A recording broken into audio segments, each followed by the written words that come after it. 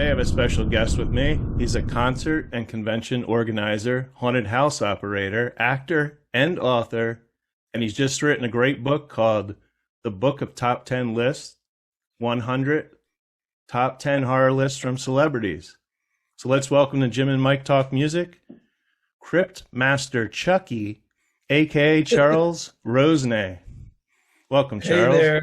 Hey. I love your hat. How you doing? Good. So I want to start talking, let's start by talking about the Beatles. I know you're a huge Beatles fan. I assume you've loved the Beatles since you were a young age. And, yeah. It's funny because for years I always said my first memory in life was seeing the Beatles on the Ed Sullivan Show. Okay, I was going to ask you. And when I read this book, I remembered seeing The Bride of Frankenstein with my mom, and writing the book jarred that memory. So now I don't know. It's either one of those two were my first memory in life, but either one created a definite image for me for the rest of my life, because I went on to be a Beatles fan and promoter and all that, and went on to love the horror and the monster stuff too. Is that the first time you saw the Beatles, or did you pretty much know who the Beatles were before you saw Ed Sullivan? No, I was a kid, and we would watch the Ed Sullivan Show to see, I guess, Topo Joe or whatever the comedians were on that my parents would like, or Sandler and Young. I don't even know. Yeah. Because it was something that my parents watched and it was in the background.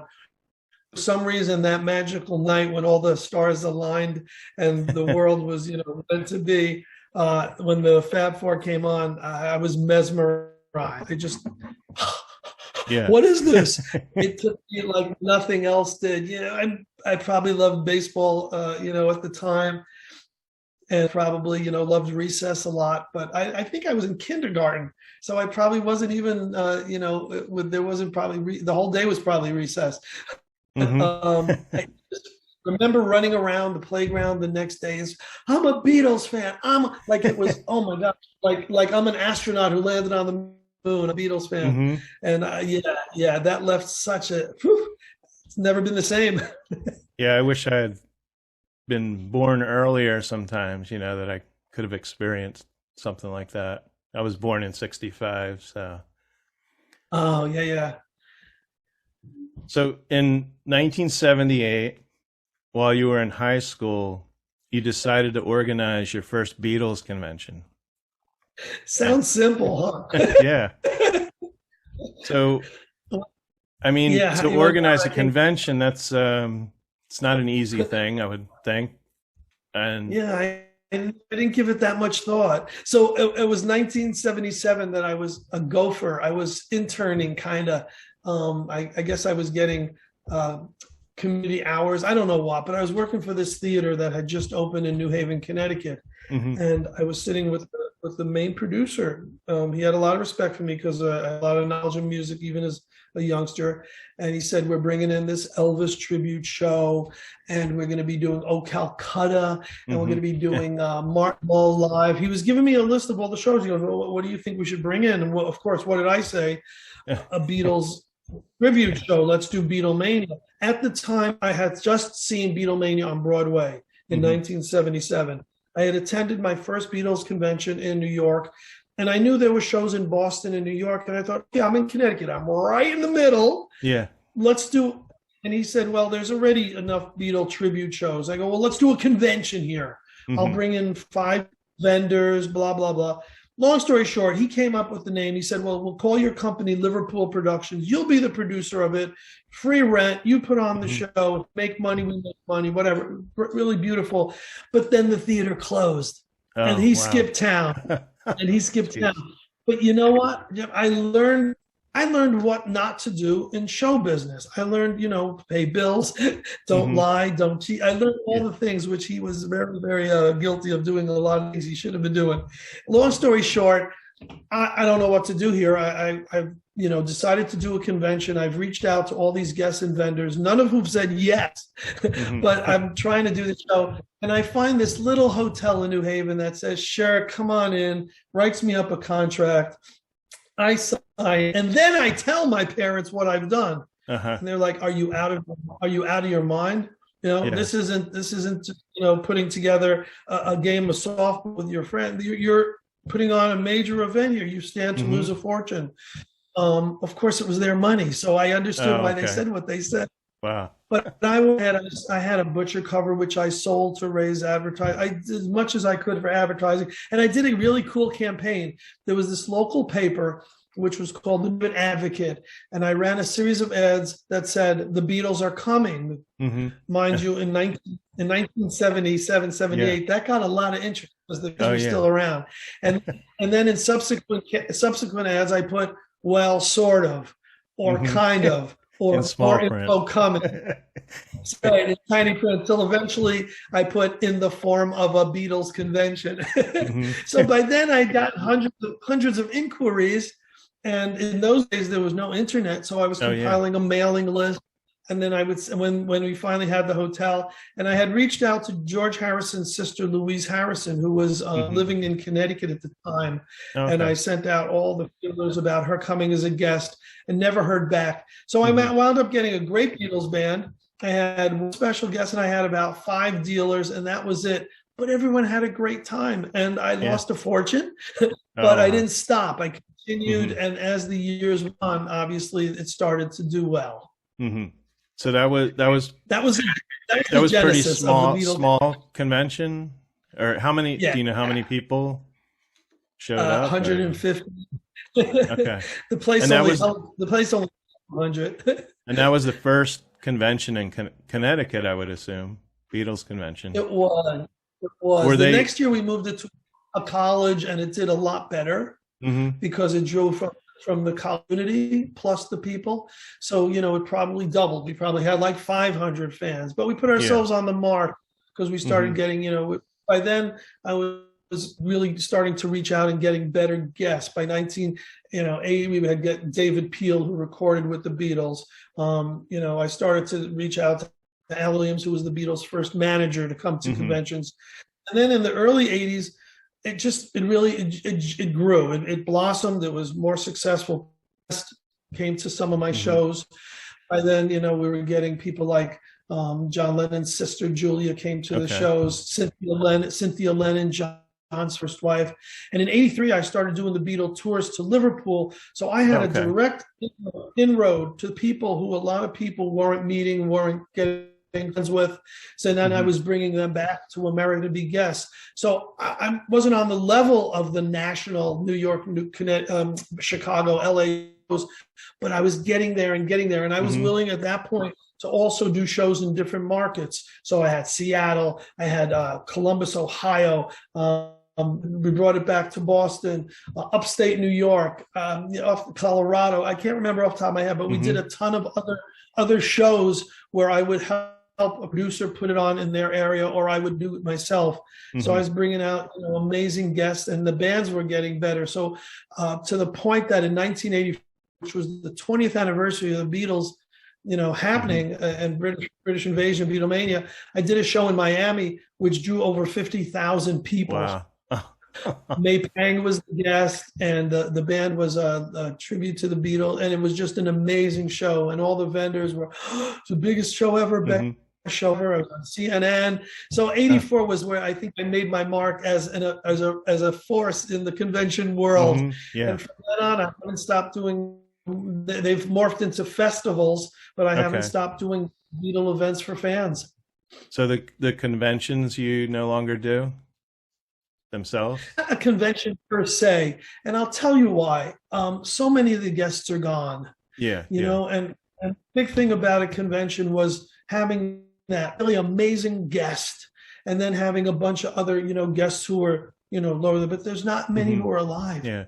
Who was like your biggest? Would you say? Who was your biggest?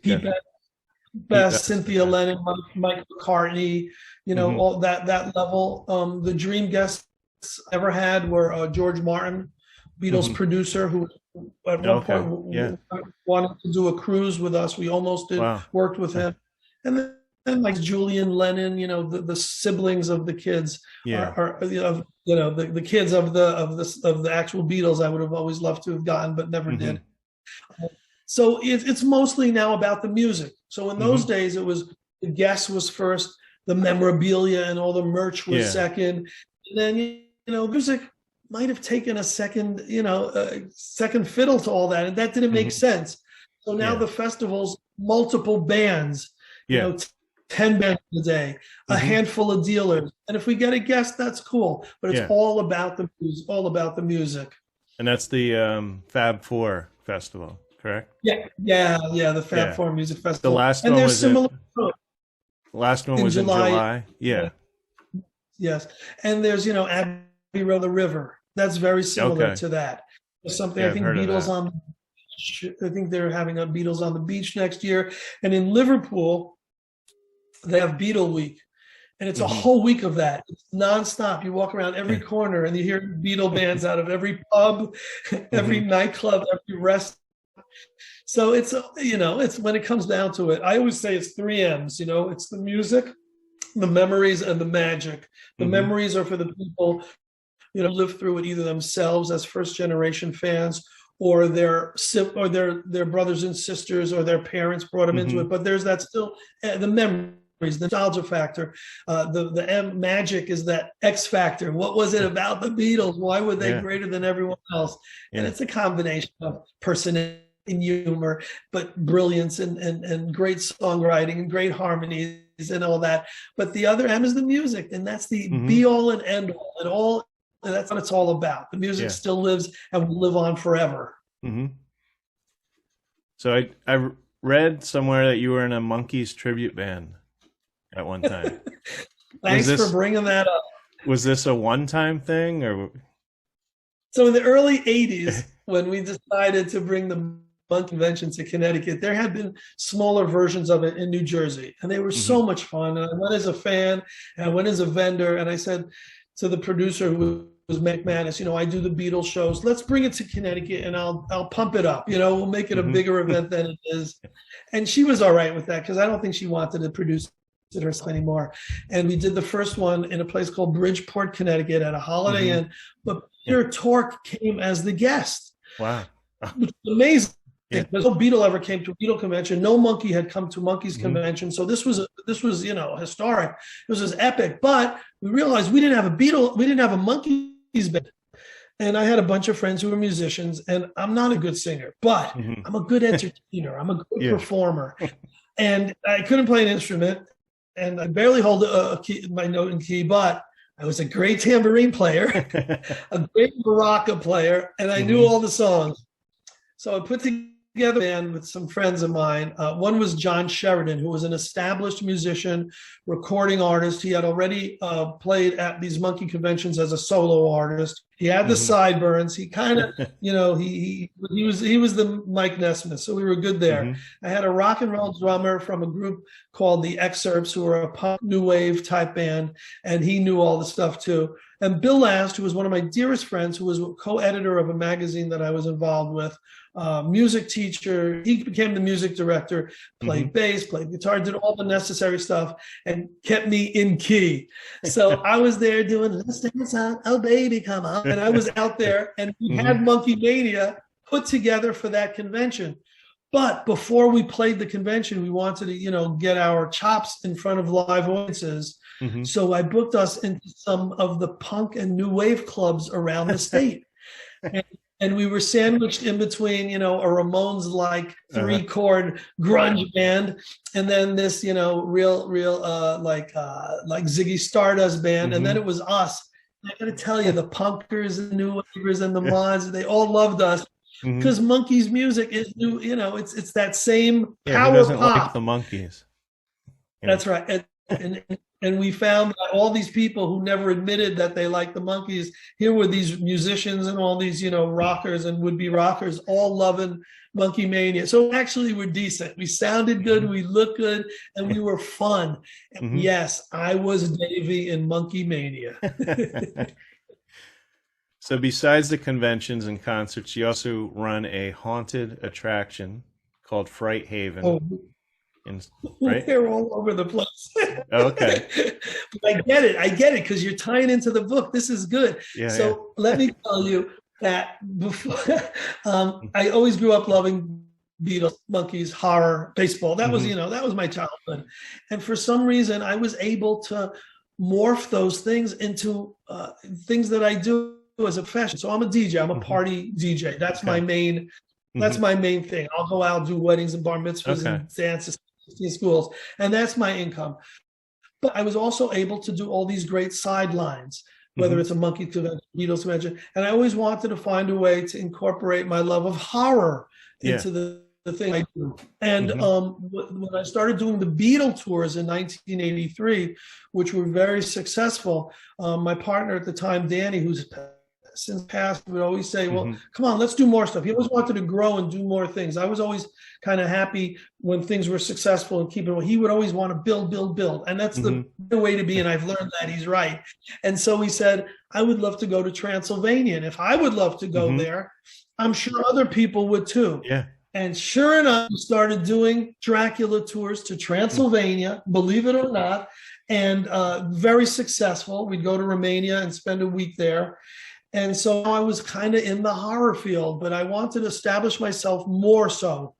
So I went online and I created something called National Horror Happenings, which was a daily blurb, a daily newsletter that just gave a review of this, a preview of that, a news tidbit. And it was just a snippet every day that thousands of people actually subscribed to free. And it was great. So I did it for a bigger reason, and that's because I always had it in my heart, in the back of my head, that I would open up a haunted attraction. And what was missing in Connecticut was a really great indoor haunted attraction. There were amazing outdoor ones. Yeah. And so, again, jumping into the same way I jumped into the Beatles convention when I was a kid, here I am, I'm married, I'm getting kids of my own. I'm saying, we got to do something new. Let's do a horror haunted house for Halloween. And we did, and it was successful. And I'm thinking, great, now my horror column is promoting the Dracula tours whenever I can. It's promoting Fright Haven, which is this great haunted house. And along the lines, I was not only writing the newsletter, but I was accumulating once a month a top 10 list from a horror figure, a scream queen, someone who was a friend of mine. And I was just posting it online. So if I was friends with, I don't know, a rock star from many years ago, a guitarist from Vanilla Fudge, I said, Vince Martell, write me a list of your top 10 favorite horror movies or horror themes, and I'll put it on my newsletter. Yeah. So I've got the newsletter, I've got the Dracula tours, I've got the haunted house. I'm already now established as this horror guy. I'm attending horror conventions and Halloween conventions, and I'm looking, and I've got the scary beard and the hair back. And then when I'm doing the Beatles and Monkees, the hair comes forward, and I've got it, as a Beatle cut. I'm changing my persona for whatever I'm doing. But the haunted house is doing really great, and we lose the property. The property gets sold. I remember what happened. So we didn't do a haunted house. I had stopped doing haunted houses for about 5-6 years, and instead did those pop-up Halloween stores. So I was still kind of in the field. But and it wasn't until about 5-6 years ago that we reopened the haunted house, and now it's got new owners, and it's bigger than ever, and it's really exciting that that's still around. This is an actual house that you rent? Well, where we are now, it used to be a multiplex cinema. Then it was a Bally's gym. We're talking about 20,000, 30,000 square feet. It's not a house. It's huge property. And we build into it, and we make it, a walkthrough. And you participate. Because you're pretty busy in October, I would think, with this. October, I am Scaremaster CHUCKY. And what I do up until this season, because I'm out on book tour and I'm not there as much as I used to. But what I would do is I'd be the host. I'd be the guy that you come to first with your ticket. Yeah. I'd welcome you. Ask you where you're from, set it up, a little humor, a little creepiness, but I put you in a sense of full security. And then we open the doors and you're a guy. We're scaring the pants off you. We're not just talking music. We're talking fears and chills and scares. And so I'm still involved, but I'm not running it like I used to. But what's great about is being an actor at a haunted house is I'm also an actor in horror shorts and horror films. So how do I have time for all this? I don't even know how I have time for all this, but I love doing everything I do. I was going to ask you about one particular movie, not a horror movie, but you were in a Rolling Stones movie, Shine a Light. And this was filmed at the Beacon in around 2006. That sounds right. Yeah. So how did you get the opportunity to be in the movie? So at that time, I was getting cast in a lot of things as an extra.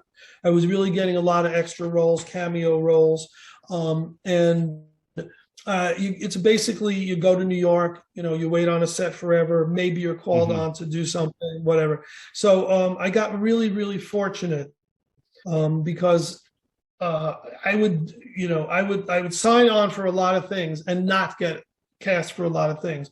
But I learned that whatever ask you, can you do this? The answer is yes. So when I was cast for that, they said, do you have experience backstage? Well, I didn't have to lie this one because I really did have experience backstage. I said, yes. What have you done? What haven't I've done? Lighting, I've done sound, I've done wardrobe, I've done everything I've possibly done. Here's actually a backstage. I hope we can see that. The backstage pass from that Shine a Light. Oh, wow. And it was a Martin Scorsese film. Yeah. I can say I was directed by Martin Scorsese. Now, the day that I was on, most of this was backstage, and they wanted me to do 2 roles. I only did 1 because it was I had to get back to Connecticut or something. So I was going to be on backstage, and then later on be part of paparazzi taking pictures also. So mind you, this whole concert is done. And then there's a separate scene of them coming off stage. Well, so this is an actual full concert. This was like two nights, right? Concerts happen separately. Okay. And then everything backstage this is secret. Now you can't tell anyone this. Everything else that happens is separately filmed. I'm in a film called The Sadist with Tom Savini, who you may or may not know. Tom Savini, one of the world's greatest makeup guys. He was from Dusk to Dawn, so he does acting, producing, everything. We were in a film together. Guess what? He wouldn't know me if he saw me on the street because we didn't do any of the scenes together. So my scene was in a kitchen as the dad. His scene was in the woods as a maniac attacking my son in the movie. Anyway, so similarly, the Stones film was all done. Our part was shot separately, recreating what had been backstage. Okay. And the day we were shooting, you're not going to believe this. Who comes on stage to say hello to Martin Scorsese? I don't know this guy, but everyone's yelling, "It's Bobby! It's Bobby! Bobby's here! Bobby's here!" I'm thinking, who's Bobby? No, Bob De Niro. Oh, okay. Robert, I would have liked. I was thinking Bob shirt. Dylan, but Bob Dylan. I would have loved either of those. Robert De Niro was on stage, and I guess everyone who's in the know calls him Bobby. And he came over and he hugs Martin Scorsese. "What are you working on?" The Stones. Blah. "These are my extras. Hey, how y'all doing?" It was really exciting. So sometimes you get lucky to be in the right place at the right time. They're coming to get you, Barbara. To win 2 tickets to Chiller Theater in Parsippany, New Jersey, your secret word is Chucky. Just email us at jimandmikepodcast@gmail.com, and I will be picking a winner on October 24th. This is for admission to Chiller Theater Autograph Show. Tickets are valued at $30 each. So they asked me as a backstage, they say, "You are going to put the robe on Ron Wood as he walks off stage." Wow. And I did. It was about 20 or 30 takes, and they're trying to shove it so that, and I do every take slower than the one before it, because I know that the only chance I'll be on this screen is I do this and I do a certain smile angle at the camera. No. If you watch it and you freeze frame it, you get to see my face, you get to see the robe, but it zips by. And that's the case with a lot of things. I was in The Secret Life of Walter Mitty with Kristen Wiig and Stiller, what's his name? Jerry Stiller, no, his son. Ben Stiller. Yeah. Don't forget Ben Stiller. And I'm in it for a second. You see me fleet by on the street. I was in The Bronx is Burning, which is an ESPN movie. And I'm there as a photographer and a person on the newspaper. And you see me from the waist down. So you never know how lucky you're going to get as an extra, if you're going to get in a scene or not. Yeah, they could even cut the scene. You'd be there for a day or two. Yes. And you may not even... How often you hear you're on the cutting floor? I was... The other... I'd gone for it was at the Holiday Inn. They were looking for extras for this made for TV movie, and it was with Ed Begley Jr. I forget who else was in it, and it was being filmed in Clinton. That's where I have a print shop.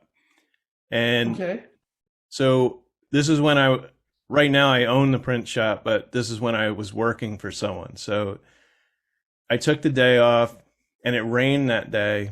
And I got a call that they weren't going to shoot that day, and I couldn't take off another day. But the cool thing was I was standing, it was only me and another person. Usually it was a very small print shop, and it was on a main street. Clinton's a very historical, quaint little town. And so I'm standing there, and I see, believe it or not, Ed Begley Jr. They weren't filming, walk past my shop. And for some reason... And I walked out the door, and he, for some reason, was running down the street. So I didn't get to, but I heard he was staying down at the Holiday Inn there. Wow. Yeah, I've always wanted to do that, but never have. I've been on a movie set after. It was One True Thing with William Hurt, Renee Zellweger. And this was, I think, right after Renee Zellweger was in Jerry Maguire, and I went, it was 20 degrees that day. They were filming a scene at the church at the cemetery, and I came back the second day. I was the only one that came back, and they yelled, it was a wrap. So the guy's you can go back there, right? William Hurt comes walking down the hill. Renee Zellweger, there was only a couple people around her. She got it in her car and drove off then. But anyway, that was the only movie set I would say that I've been on. But so cool. It's probably a great experience, though. I even love being doing extra. it. It's so tight. You're spending sometimes a 12-hour day for a 12-second shot. Yeah. But that's the tough part. But isn't that with everything? Is the production and the putting together take forever, but the final result is the thing, like a book. But while I'm thinking about opportune times, in the case of Shine a Light, I fit the bill. I knew backstage and all that. But there was another scenario, and you'll enjoy this, where they called me and said, "We see on your resume that you do character impressions." And Davy Jones, right? I didn't lie. I can do my hair and look McCartney-ish or Billy Joel-ish. You just can't sing like them, right? I just can't exactly. But they said, "Did you ever do Elton Jean?" Now, see, that's good. You could have been. You could have been Davy. They said, "Can I do Elton John?" So what was my answer? Of course. Sure. Yeah. Of course I could. So I get cast in a show called Flight of the Conchords, which I had never heard of before. But of course ran 2 seasons on HBO. And in my episode, in episode 7 called Prime Minister, the 2 leads play in a tribute act as Simon and Garfunkel. So they're surrounded by all these other tribute acts. But in the plot, there's 2 Elton Johns. Patton Oswalt, the great comic actor, plays one of them. and I play the other one. So I am Elton John. Wow. In Flight of the Conchords as Elton. Mm-hmm. And I really came off looking like him. And they did a good job. They gave me the hat. They put a space in my teeth. I was clean shaven. And I put the big glasses on. And that's one of my proudest moments, you know, being on an HBO show that has aired so many times and you can see anytime. So that's exciting too. Yeah, I'm going to have to see it. I have HBO. I haven't seen that. Yeah, the acting thing. It's definitely a sideline. It doesn't make money, and it's fun. And it's great when I go to conventions and I'm selling a book, and it can say author, actor, you know, and the actor is legit. Yeah, you should get photos printed up from when you know. I have a collage of me in my various roles. Many of what's that? So let's talk about which go on. Go ahead. No, I said many roles. For some reason I die in them. So I have, you know, a lot of scenes where I either have bullet holes in my neck, or I get shot in the head, or I wind up being, you know, the zombie. Oh wow. A lot of stuff like that. But anyway, I wanted to share those with you. Go ahead. So let's talk about your book. The book of top 10 horror lists. So there's a lot of celebrities. Well, that's the main focus of the book here, and horror movies. Yes. Like Micky Dolenz, we got Gary Puckett, Butch Patrick, Elliot Easton from the Cars, and even Barry Williams from the Brady Bunch. So I was going to ask you when you started gathering these lists, but you already told me it started with your website. Yes. And also in 2010, I produced an event called RockCon, which was the weekend of 100 rock stars, and it was in New Jersey in the Meadowlands. And we had 100 of these great names, you know, one of the Beach Boys, Tommy James, Gary, you know, a lot of the people in the book. So when I was doing that online newsletter, I was reaching out to a lot of my rock people and saying, hey, I know I'm going to see you at the convention. Can you give me this list? Or when the convention was over, thank you. The convention was great. I need a list from you. And I was compiling those without even realizing that I had like 80 of these lists in a database. Wow. I didn't even realize I had any. Yeah. So these go back a ways, some of them, right? Because there are some people that have already passed that are in the book. Yeah. So when did you realize maybe I should put this into a book? I mean, I know you wanted to get to 100 or. Yeah. So when COVID hit, all the things I do, I couldn't. I'm a DJ. I couldn't be out there doing parties. Yeah. I booked bands. There were no gigs. The tours stopped. Literally, no conventions, no festivals. So I'm home. We're watching horror movies, my family and I. If it's a nice day, we go hiking. We go bicycling. Not a lot to do. They're asleep at midnight. At the witching hour, I got 2 hours to do. And I'm thinking, where are these lists? Where are these lists? I find the lists. I say, my God, I've only got 20 or 30 to go. People like me are also home doing nothing. So I reach out and instantly I'm getting like, the lists are coming in from all these people who I'd forgotten, you know, that I didn't get lists from. Some sent nice apologies. Others said, I got nothing else to do. You go. So it was an opportune time. And so the book was 12, 15, 10 years, whatever, in the making without me knowing it. But the actual finishing only took a few months. What I had to do is go back and read all the lists, edit them, make sure they sounded, you know, coherent, sounded good. I had to write bios for every single one of them. Get a photo for all the artists, and then transpose a photo of maybe one of the movies they picked so that it's a fully illustrated, you know, you feel that you got a really great book there. And because I did that weekend of 100 rock stars, 100 was always in my head. That's what I got to get. I can't do 99 or 101 or 107. 100 celebrities give their top 10 favorite list. And some of them, like you mentioned, some of the greats, and William Shatner and Ed Asner, who just passed away. There's the names that are, whoa, how did he ever get those? And then there's the ones that maybe aren't as famous, who I either I'm friends with or I loved or were, my own pop culture idols. But if you get it and you know pop culture and rock and roll, and you know how you're going to love like just about every name in there. There's 5 rock and roll Hall of Famers. There's a baseball Hall of Famer.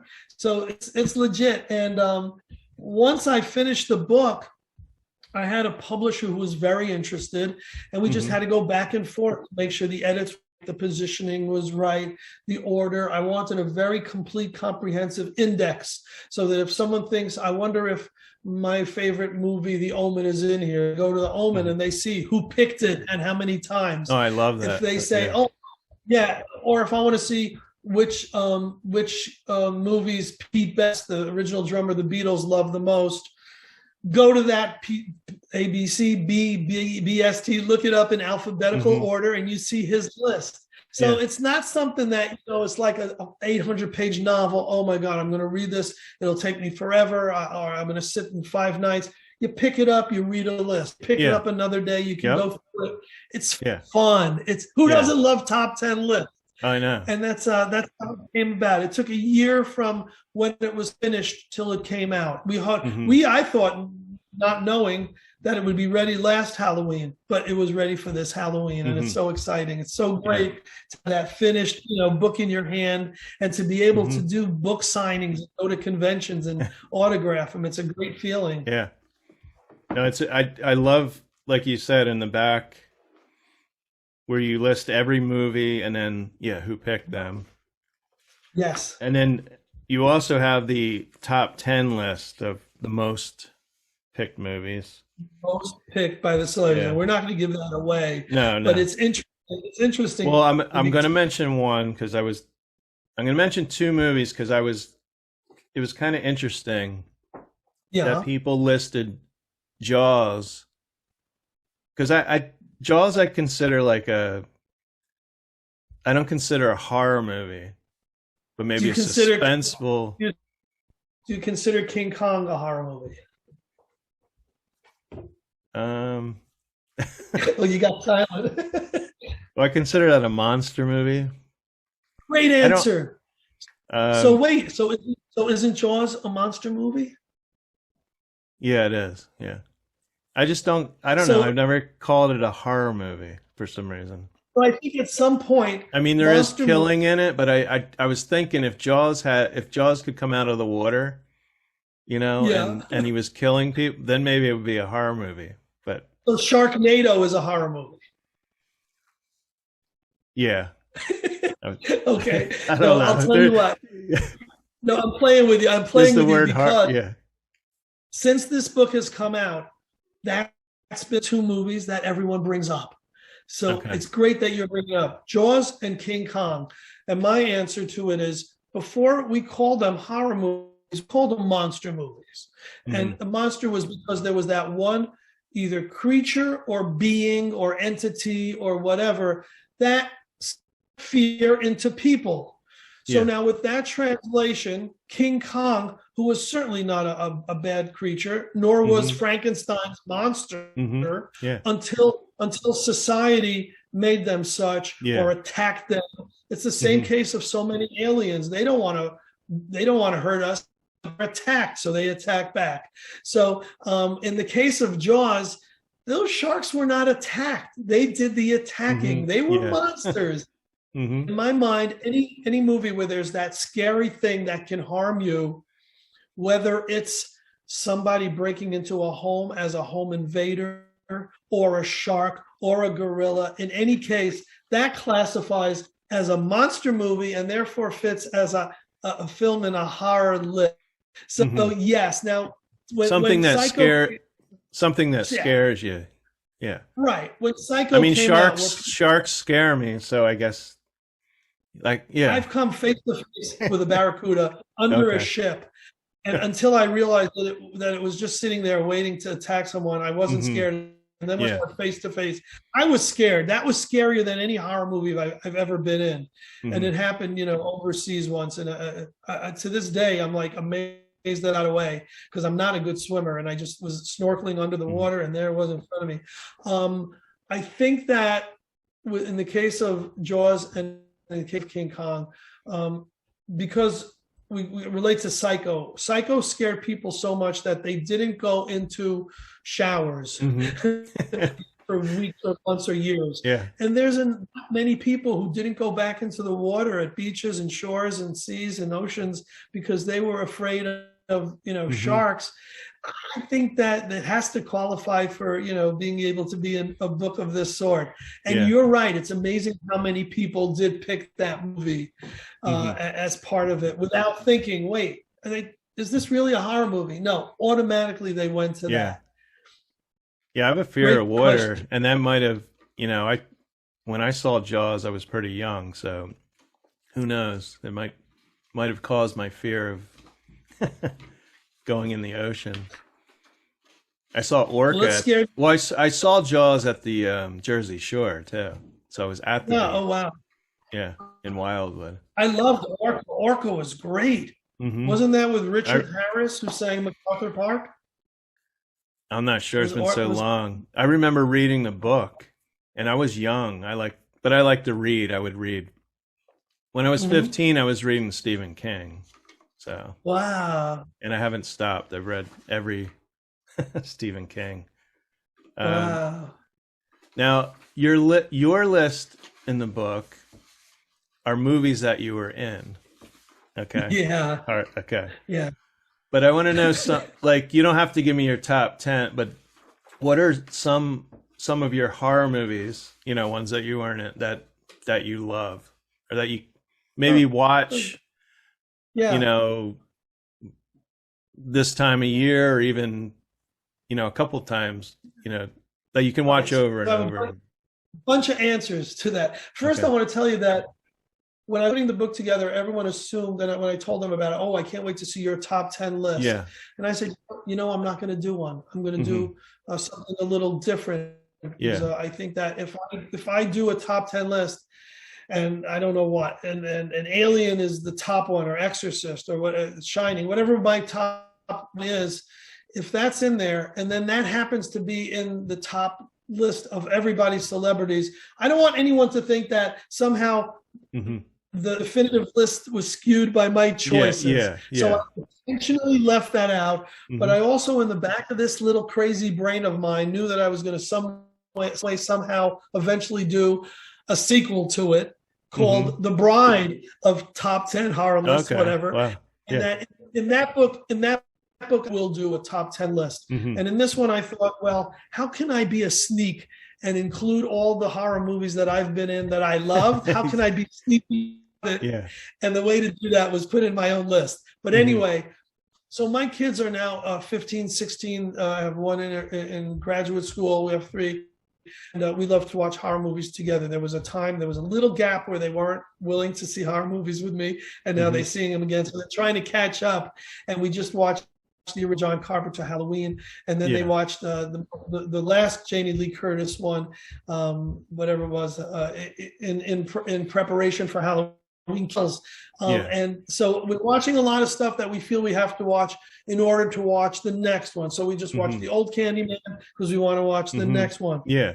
But if some of my favorites of all time are The Exorcist and Halloween and the Universal classics, which I don't feel hold up, which they don't hold up well enough to share with my team.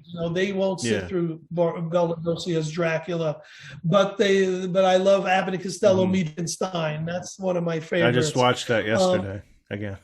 It's still great. It's still funny, and it's you remember stuff, but yet there's always something in there. Oh yeah, I forgot. That's great. But there's a lot of modern classics. Get Out, Quiet Place. Malignant. There's a lot of movies that I loved. Us ranks right up there with, if I did a top 10 of the greatest movies of this decade, I think Us would be in there, in some of those films, because fortunately for someone who doesn't love slasher films as much as a lot of people do. The derivations of slasher films, in my mind, have been more fun. What was the movie which was the Groundhog Day of horror movies? Happy Friday Day, whatever it was. So I love that, and I think because it plays on the slasher and takes it to the next level, as did Scream, as did I Know What You Did Last Summer. I like movies that make fun of its own genre. Cabin in the Woods is a good example, because there's 5 billion horror Cabin in the Woods movies, and that one plays off of the one. Oh, and one of the actors who's in that actually was in a movie with. So that makes me feel good. Anyway, I'm digressing. They're coming to get you, Barbara. To win 2 tickets to Chiller Theater in Parsippany, New Jersey, your secret word is Chucky. Just email us at jimandmikepodcast@gmail.com, and I will be picking a winner on October 24th. This is for admission to Chiller Theater autograph show. Tickets are valued at $30 each. But I'm going to tell you, the only movie that ever gave me nights, it wasn't a movie you would clarify as or categorize as a horror film, and it was a movie called Wait Until Dark. Okay. Audrey Hepburn plays a blind gal, and she has, and that's The Home Invasion by Alan Arkin, who was a comedian and a comedic actor who played it very serious and creepy, very scary. And that movie, the night that I saw it in a theater, and that night I was in one of those flu-like, half awake, half asleep, where you don't know if you're dreaming or not. And man, people were knocking on the windows, trees were brushing against them, people were coming in. That's the only movie that gave me nightmares as a person who understood horror movies. And you wouldn't consider that a horror movie, but yet it scared me. So that's one I haven't seen, and I've been wanting to have to see that movie. I know about very it. late at night and see it in the dark. Wait until dark when you see it. So you mentioned there might be a sequel, but I was thinking maybe if you did a top 10, it might have to do with music, but that's just an idea. So you promise not to tell anybody. Okay. The next non-sequel to this will be the book of top 10 Beatle lists. Oh, there we go. I'm actually doing a Beatle title, and I've gotten about 20 celebrities already. I want to hit 100, and I'm going to do, maybe a series. But the next one, the sequel to this will be Bride of the Book of Top 10 Horror Lists. I've already gotten really cool people like Gilbert Gottfried and Bobby Rydell. I've already gotten a ton of Tommy James who've given me their list that didn't make it into this list. So they'll be in the next book. And whilst I solicit people to give me horror lists, I'm also soliciting them to give me Beatle lists. Favorite Beatle movie, favorite Beatle song, favorite scene from a movie, favorite book, people who are connected or related to the Beatles. I'm getting their favorite, the Beatles hairdresser, Leslie Cavendish, is giving me his favorite 10 favorite Beatle memories. I just got his book. I didn't read it yet. It's good. It's really good. Yeah. So people who are associated with the Beatles are giving me more personal stuff.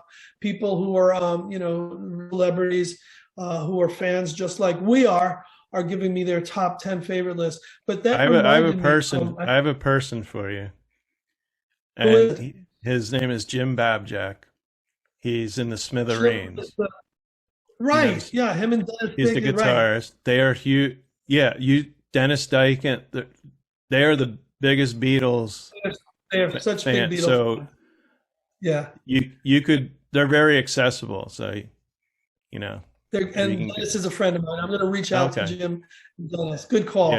Yeah. I used to be real friends with who was the lead singer who passed? Pat Denizio. Yeah. And he had given me half a list, and he said he was going to finish it. Oh, yeah. He was a big movie nut in general. Pop culture, horror, Beatles. Oh, yeah. I knew Pat, and I've known the guys for a while.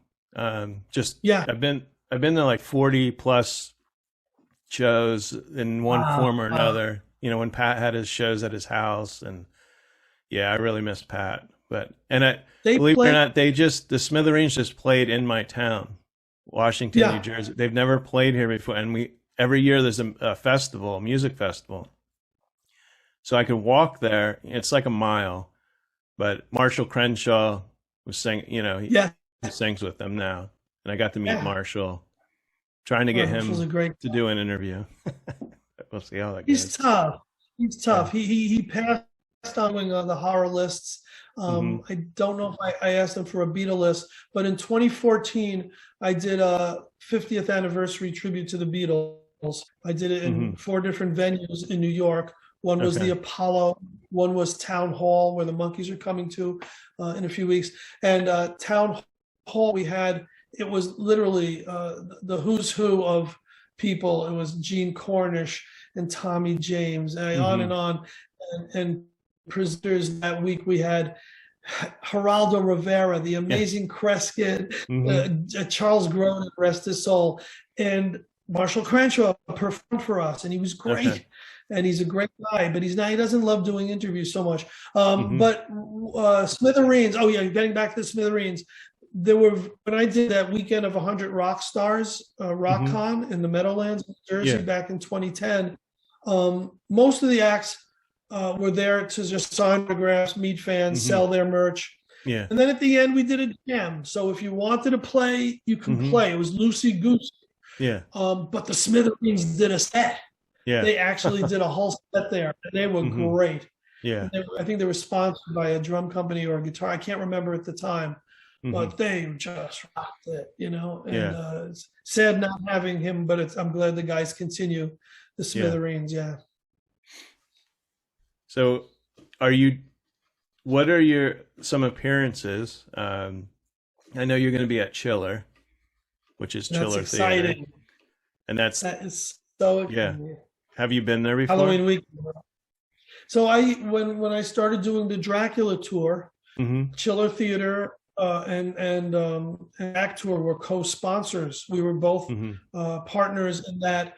All my materials would list Chiller Theater as a proud, partner. And when I go to the events, everyone who walked through the door. Now in those days, it really was a monster horror convention. Now it's more of a celebrity. Oh yeah. So I'd be at the door and I would give out a flyer to everyone who walked through the door to tell them about my Dracula tours. Okay. So from about 1998 till about 2005 or 6, I didn't miss a show. Myself or my partner or my wife. I probably met you. Probably handed me one of those because I've been going. I've been going since like 96, 97. Not every show, but I've been to a lot of shows. And the only reason that I stopped was because I opened up the haunted house. Yeah. Right. And that was So wait. Actually, no. In 1998, I stopped going to the Halloween version of it because he does 2 a year. Yeah, and one because I was hosting the tour in Transylvania. Yeah. So I stopped going in 98, and then in 2005 I did the haunted house. So I literally just stopped going for many years, and I miss it so much. But to return, not just as someone standing at the door handing out flyers, and not just as a fan walking around, but to return as an actual guest. Yeah. Oh my God, this is a dream come true. I'm a guest this coming weekend in Fort Wayne, Indiana at the Dead Convention, which is really exciting. In January, I'm a guest at Horrorville in Cocoa, Florida, the Space Center, which is a horror paranormal convention. I'm a guest there. And I'm doing all these libraries and cool stores and bazaars and all these places where it's much fun meeting people, because if you sell a book on Amazon, you don't know it until, if residuals ever come in. You don't know it. But when you meet a fan, you go, oh my gosh, sure, I remember you from 1994 Beatles convention. Or, oh yeah, you subscribed to my magazine, Good Day Sunshine. Or you used to get horror happenings. There's a contact with them. And a lot of people, if we start talking about the book, it's funny because Jaws comes up and King Kong comes up, and there's always a debate about that. But everyone wants to always tell me their favorite horror movie, and I love that. And they always ask me what mine is. But whatever they'll tell me, I'm listening to what they're saying. And when I sign their book and I do an inscription inside, and it's to Jerry, glad you also love Salem's Lot, or whatever he happens, the person he or she happens to say. I really want to personalize it. So that's what's the great thing about going to the conventions and the book signings and the personal appearances, but B, when people order the book from me, from my website, I can also personalize it, which you can't do through Amazon or any of the booksellers. So what is your website? Website is the name of it's the name of the book without the. So it's book of top 10 horror lists.com. Okay. And it's 10 with the number 10, not TEN. And when you go there, it actually says the email or a phone number, and you can, get the book directly through the website. But you can get it on Amazon too. Just get it, because that much fun. I'm going to bring my book. Have you sign it? I will not sign. No, of course. No. Of course, I'll be on. I'll be there Saturday. I'll be there Friday, Saturday, and Sunday. Chiller Theater Expo Convention, Parsippany, New Jersey, at the Hilton Hotel. Yes. Very excited. Now, I will tell you that Kevin Clement, who produces Chiller, was the very first list I ever got. Okay. Wow. Because he was one of my inspirations for being in this.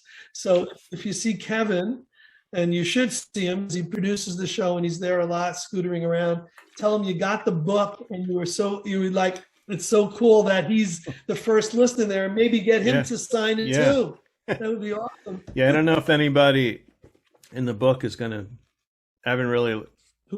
You there? Yeah. I don't know if anybody that's in the book is going to be there. I don't know if I've come across that has done a list in the book. Right. Yeah. I haven't thought of that. I know that a lot of people I've asked in the past who said they probably would are going to be there. So I'm going to approach them again when I go to Fort Wayne. Danny Trejo, who I know I really want to get his. There's some I really, really want to get, and I've been keying on. And the one that I expect to get, I want to share with you, because it's one of the best chapters in the book. And it's John Lennon's sister, Julia Baird. And she said, Charles, she's one of three who said, I'm not a big fan of horror movies. And I go, I don't care. Write me a list of she things had that some Shakespeare films.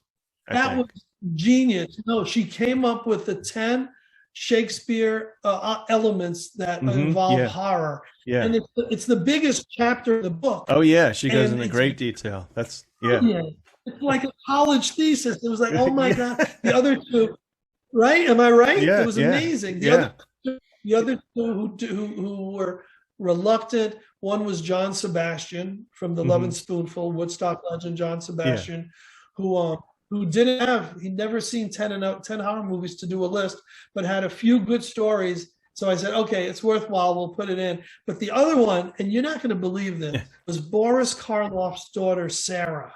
Now, Sarah Karloff has appeared at many horror conventions. She's usually at Chiller. Yeah, she's been at Chiller a ton of time. And Boris Karloff's daughter, or no, you just mentioned. Who's the other? Vincent Price's daughter has been there too. Daughter, yes. Yeah.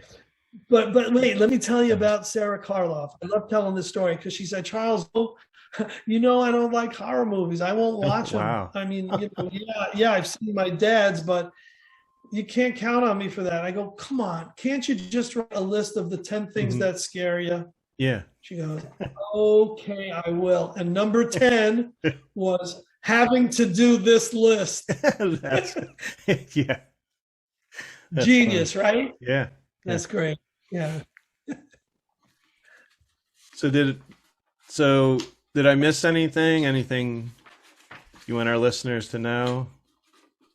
I want them to know that you and I will do a show on Beatles, then we'll do a show on Monkees. Then it's hard to believe that, so we share the same loves of so many things here. I love And pop culture and yeah. pop culture. Yeah. That's what it's all about. And so that someone like yourself, I hope, and the people who watch your show and listen to it are so similar to us, because when you pick up a book like this and you see a Ruth Buzzi, Yeah. you want, Yeah. you know, automatically, oh my gosh, of course, Rowan and Martin's laughing. Mhm. I can't believe she's still alive. I can't believe she did a horror, you know, list. I think that's the fun of this book. Mhm. Unlike, yeah, of course, we got William Shatner. He's great. And, you know, you got Joe Lansdale, who's a phenomenal writer. And there's a lot of big name scream queens, Micky Dolenz, Monkees. You know, there's a lot Yeah. of names that everyone's going to know. But then there's these other names that, oh, yeah, I forgot about Karen Black. What a great Mhm. actress Yeah. she was. Yeah. Really the Terranova. And her list is dynamite. You know, so it's going through the book and finding Dave Winfield, you know, Baseball Hall of Famer, and Yeah. he's got a list.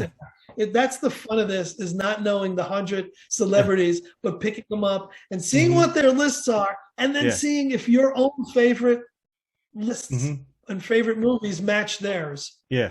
Yeah. And I think it's good that you didn't put, because I even looked in the beginning, you didn't list the celebrities in the beginning, so Till you the actually end. have to, yeah. Oh, it is Yes. at the end? Okay.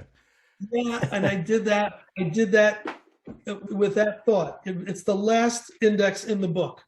It's Mhm. your index of contributors is right in the back, and Okay. it's in alphabet order, which the order is the same as in the book. Mhm. Okay. So you're getting 300 pages of quality fun. It's fun. Oh, yeah. If you Yeah. love pop culture, you love And like pop you culture, said, you could, love and like you said, Yeah. you could pick it up, read it.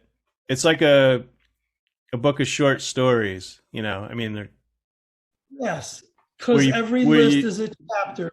yeah, where you can read, you'll read one story, but you're not going to sit there and maybe read the whole book at once. But yeah, no, it's a great, great book. And everybody, my podcast partner, Mike, who Yeah. I have another, Jeremy's filling in for him, my friend Jeremy. He'll be with me at Uh-huh. Chiller. But Mike cool. always tells me everybody loves lists, because we just did Yes. our top 5 live albums that he's like, people like lists, you know. So that's why, yeah. Lists and countdowns. It's why David Letterman's top Yeah. 10 list was Oh, an yeah. inspiration for me. Everyone loved that. And I don't believe Mike exists, because I've never been interviewed No? and I never met him. Okay. So No, he I believe does. you, but maybe someday we'll do it. Yeah. So it was good talking to you, Charles. Oh, great. And- Thank you for having me on, and thank you for giving me the opportunity to promote the book of top horror lists. Oh yeah. And I'm looking forward to seeing you at Chiller. This is going to be awesome. Yeah, I will come by and I'll talk to you. Okay? Great. Thank you, you. Charles. Have a good day. Bye. You too.